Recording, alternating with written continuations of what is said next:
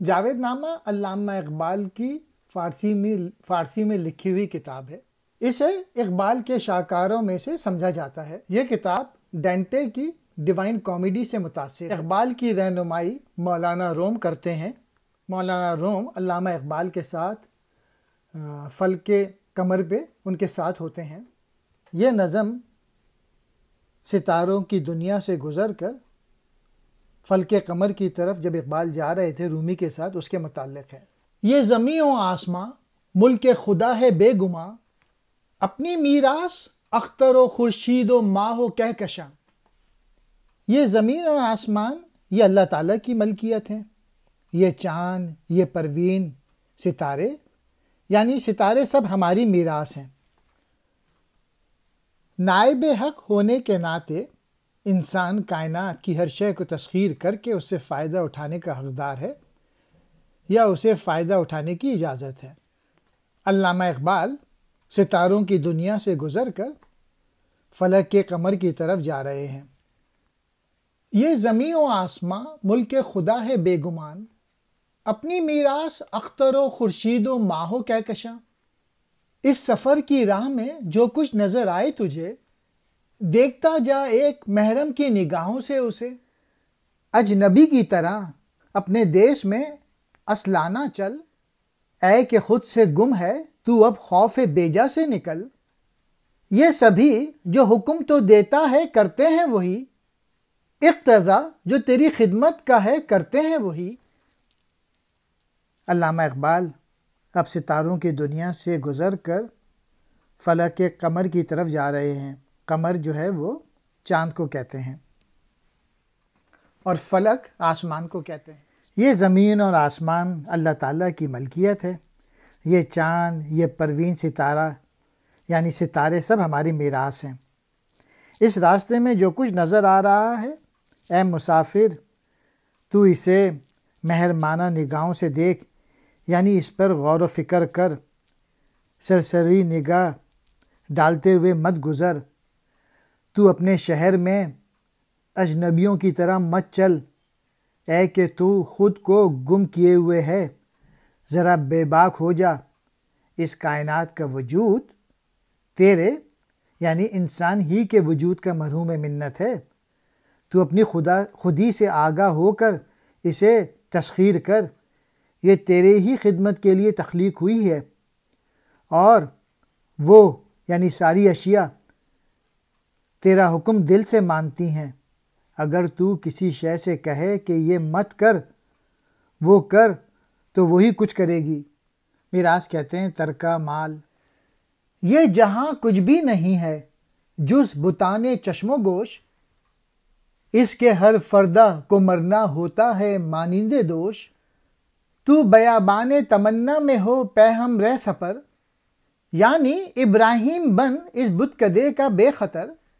جب تو آخر یہ زمیں و آسماں طے کر چکے، یہ جہاں طے کر چکے اور وہ جہاں طے کر چکے، اپنے رب سے پھر نیا ہفت آسماں بھی کر طلب، 100 زماں بھی کر طلب اور 100 مکاں بھی کر طلب۔ یہ جو کائنات ہے آنکھ اور کانوں کے بتوں کے سوا اور کچھ نہیں ہے۔ اس کا ہر آنے والا کل گزرے ہوئے کل کی طرح مر جاتا ہے، یعنی اس عالم کی اپنی کوئی حقیقت نہیں ہے، کوئی وجود نہیں ہے۔ اس کائنات کا وجود ہمارے حواس خمسہ کی بنا پر ہے۔ حواس خمسہ سونگھنے کی قوت، چھونے کی قوت، سننے کی قوت، دیکھنے کی قوت اور بولنے کی قوت۔ تو طلب کے بیاباں میں دیوانہ ہو جا، یعنی اس بت خانے کا ابراہیم ہو جا۔ تو اپنی معرفت حاصل کر اور اس بے حقیقت کائنات کے بت کو توڑ کر توحید پرست ہو جا، جس طرح حضرت ابراہیم ہوئے تھے۔ جب تو زمین اور آسمان کو طے کر لے اور اس جہاں کو طے کر لے، تو پھر بھی آرام سے نہ بیٹھ، بلکہ خدا سے 7 آسمان اور طلب کر اور سینکڑوں نئے زمانے اور مکان طلب کر۔ یعنی حقیقی زندگی مسلسل جد و جہد کرنے اور حرکت میں رہنے کا نام ہے۔ زندگی ہے کیا؟ پڑے رہنا لبے جوئے بہشت، مست و بے خود بے نیاز حرب و ضرب خوب و زشت، جستجو سے گر فراغت میں ہے انسان کی فلاح، خلد رنگ و بو سے خوشتر قبر کی آرام گاہ، اے مسافر ٹھہرنا ہے جاں کے مرنے کا پیام، زندہ تر اس کو بنا دیتی ہے پرواز مدام۔ بہشت کی ندی یا نہر کے کنارے بے خود پڑے رہنا اور نیکی اور بدی کی جنگ اور ضرب سے بے نیاز رہنا کوئی اچھی بات نہیں، اس لیے کہ اگر ہماری نجات جستجو سے فراغ میں ہے تو رنگ و بو کی بہشت سے قبر ہی بہتر ہے۔ یعنی بہشت میں آرام کی زندگی کوئی زندگی نہیں ہے، اس لیے کہ ابھی عشق کے امتحان اور بھی ہیں۔ ان سب سے بے نیاز ہو کر مسلسل آگے بڑھتے چلے جاتنا، محبوب حقیقی کی تجلیوں سے تیرا وجود منور ہو جائے۔ اے مسافر یہ جان لے کہ مقام یا پڑاؤ سے جان مر جاتی ہے، جبکہ مسلسل پرواز سے اور بھی زیادہ زندہ ہو جاتی ہے۔ حقیقی زندگی حرکت و پہم ہی میں ہے، سکون و بے عمل کی زندگی صرف ایک چلتی پھرتی لاش کی صورت ہے۔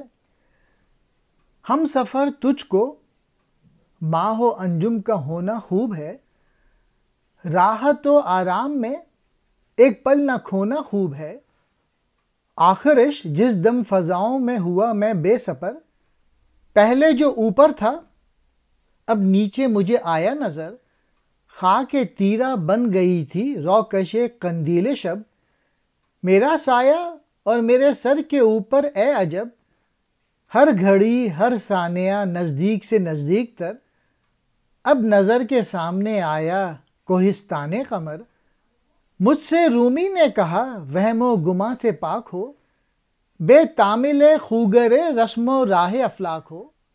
ستاروں کے ساتھ ہم سفر ہونا ایک اچھی بات ہے، اور سفر میں ذرا بھی یا ایک پل کے لیے بھی آرام نہ کرنا اچھی بات ہے، لہٰذا تو اے مسافر سفر میں مصروف رہ۔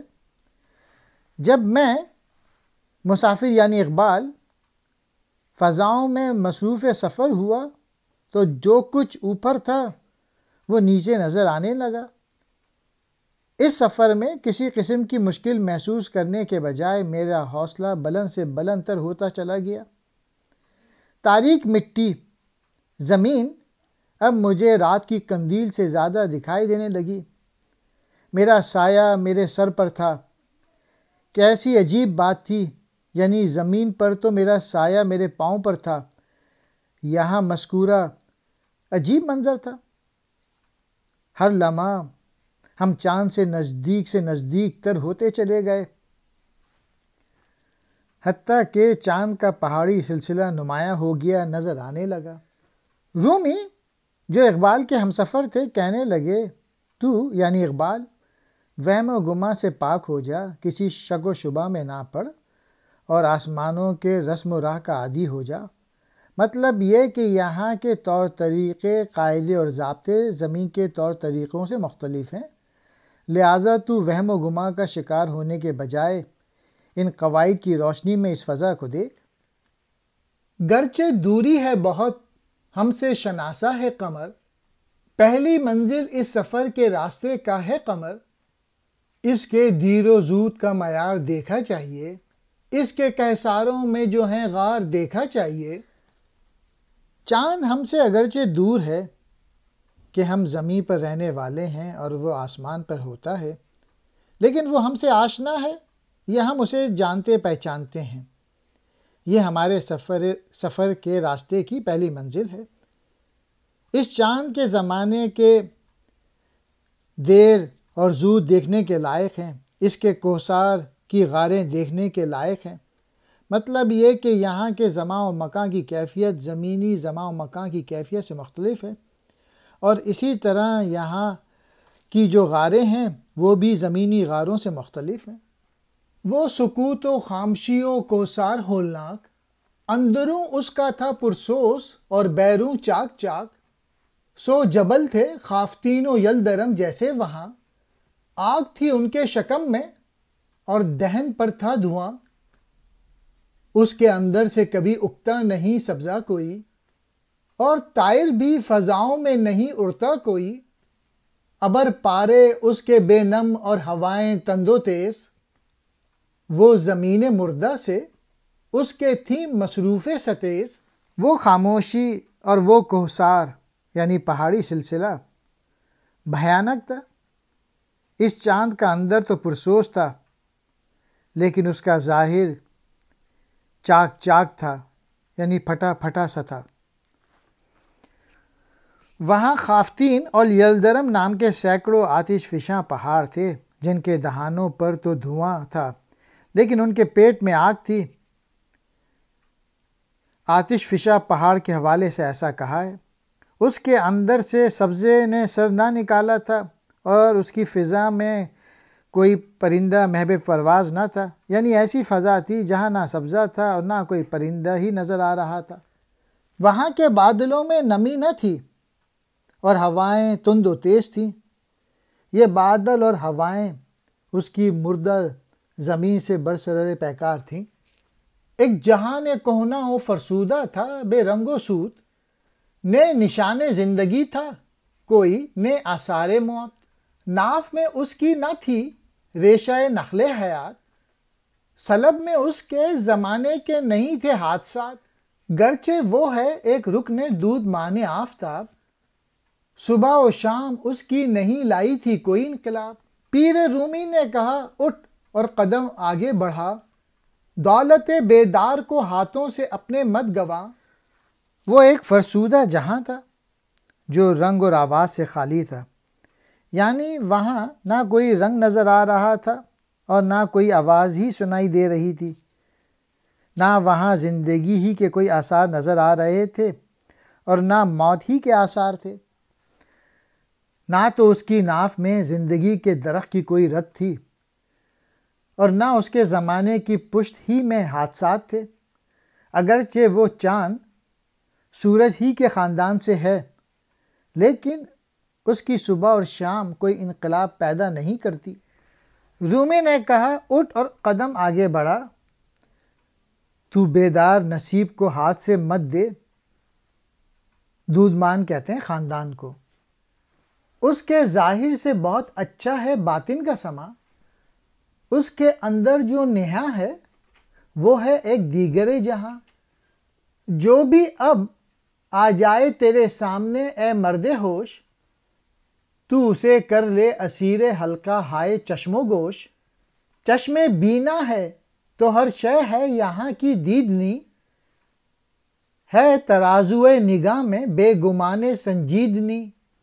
جس جگہ رومی تجھے لے جائے بے بکانہ چل، سب سے ہو کر ایک دو پل بے خطر بے گانا چل۔